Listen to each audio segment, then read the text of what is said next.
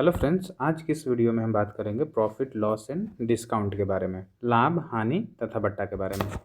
इसके कुछ क्वेश्चंस भी देखेंगे, उससे पहले कुछ बेसिक्स देख लेते हैं। हालांकि ये ओवरव्यू है पूरा, इसका रिवीजन समझ लीजिए। हम लोग इसका रिवीजन कर रहे हैं, चीज़ों को रिवाइज करने की कोशिश कर रहे हैं। सीपी जो है किसको बोला जाता है, तो कॉस्ट प्राइस को बोला जाता है, मतलब क्रय मूल्य को बोला जाता है। और एसपी सेलिंग प्राइस को, विक्रय मूल्य को बोला जाता है। और एमपी मार्केट प्राइस नहीं बोलना है, इसको मार्क्ड प्राइस बोलना है, मतलब कितना अंकित मूल्य है वो ध्यान में रखना है। पी का मतलब प्रॉफिट, एल का मतलब लॉस और डी का मतलब डिस्काउंट। ये चीज़ें हैं। लाभ होता है जो विक्रय मूल्य, जितना का सामान बेचे हैं और उसमें से घटा दीजिए क्रय मूल्य वाला सामान कितना का मिला था, वो घटा देंगे तो आपका प्रॉफिट है होगा। अब प्रॉफिट परसेंटेज निकालने के लिए हमेशा क्रय मूल्य पर ही निकलता है, लाभ परसेंट या हानि परसेंट दोनों। तो लाभ परसेंट बराबर लाभ बटा क्रय मूल्य गुने 100, या profit percent is equal to profit upon CP into 100। हानि के केस में भी सेम है, क्रय मूल्य में से विक्रय मूल्य यहाँ पे घटाना पड़ता है, सीपी माइनस एसपी होता है। और हानि परसेंट का मतलब हानि बटा क्रय मूल्य गुने 100, ये चीज़ हो जाता है। छूट जो डिस्काउंट होता है वो अंकित मूल्य होता है, और ये अंकित मूल्य पर ही निकलता है। अंकित मूल्य कितना है, मार्क्ड प्राइस माइनस विक्रय मूल्य कितना में आप उसको सेल किए। तो छूट परसेंट जब हम निकालते हैं डिस्काउंट, तो डिस्काउंट को ऊपर रखना है कितना डिस्काउंट हो, और नीचे मार्क्ड प्राइस होता है जो अंकित मूल्य होता है इंटू 100 हो जाएगा। ये कुछ बेसिक्स चीज़ें हैं।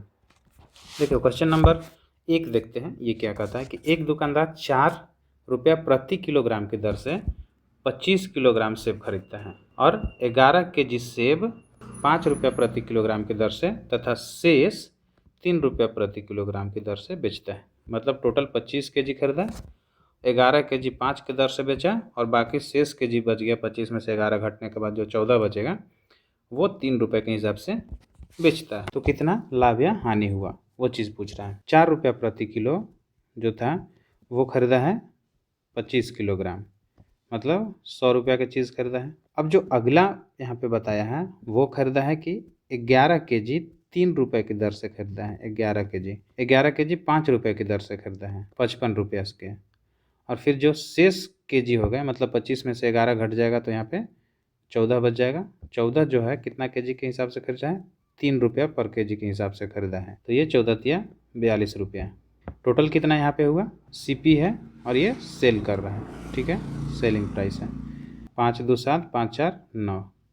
अब ये 97 रुपीज़ में बेचा। 100 रुपये की चीज़ 97 रुपया में बेच दिया, तो 100 माइनस 97, 3 रुपया इसका क्या होता है, लॉस होता है, हानि हो जाएगा। कितने रुपए की हानि होती है, तो 3 रुपये की, ऑप्शन नंबर ए।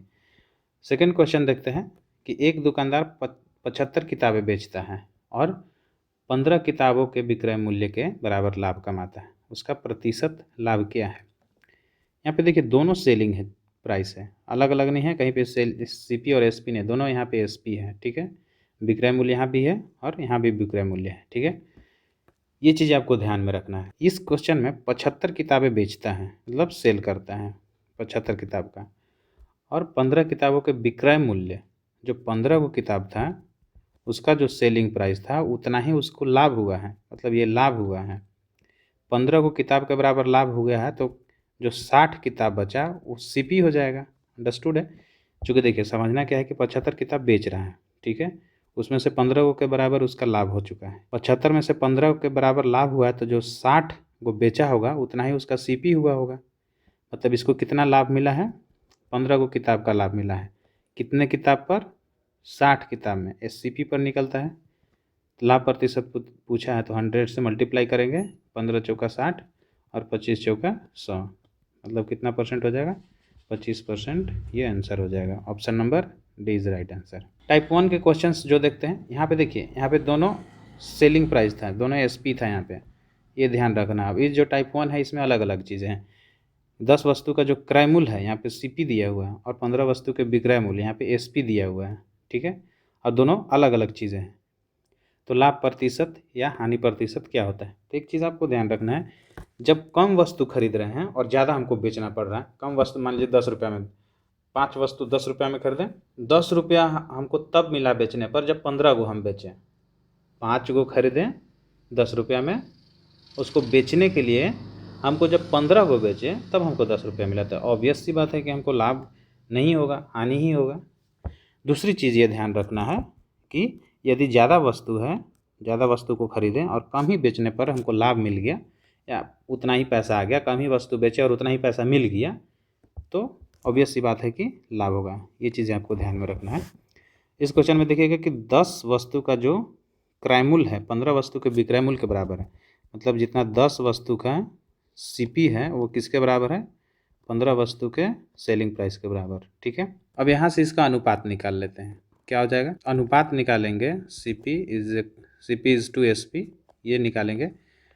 तो जब बराबर में होता है तो ये अंक चेंज हो जाता है, 15 इधर आ जाएगा और 10 इधर आ जाएगा अनुपात में। आप करके भी देखिएगा तो सीपी आप इधर करके देख लीजिएगा रफ में, तो यही चीज़ आने वाला है। अनुपात को छोटा जितना ज़्यादा छोटा कर सकते हैं काट के कर दीजिए। 5 3 15, 5 दूना के 10। मतलब जो सीपी और एसपी का रेशियो आया 3:2 आया। अब ये सीपी 3 हो गया, एसपी 2 हो गया, अब बड़ा सीपी हो गया, एसपी छोटा हो गया, ऐसा नहीं समझना है। पहले सीपी छोटा था, छोटा ही पर ही निकालना है आपको, अन्यथा फिर गड़बड़ हो जाएगा। तो ये कितना का अंतर दिख रहा है आपको? 1 का अंतर दिख रहा है। मतलब सीपी और एसपी का अंतर कितना दिख रहा है? 1 का अंतर दिख रहा है। चूँकि लाभ और हानि डिसाइड हम कैसे करेंगे?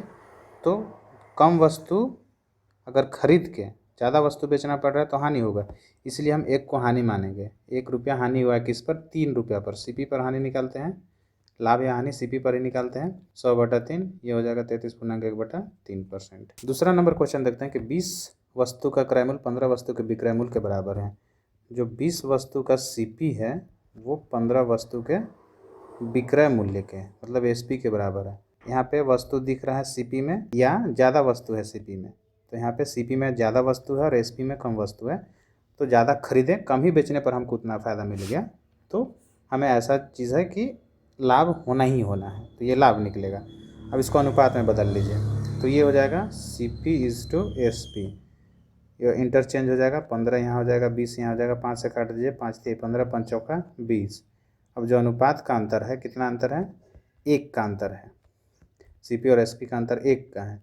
1 रुपया किस पे अंतर है? 3 रुपया पर, तो गुने 100 कर लेंगे, परसेंटेज में निकालना है तो ये हो जाएगा 100/3, तो फिर से हो जाएगा 33.1/3%। ये क्या हो जाएगा?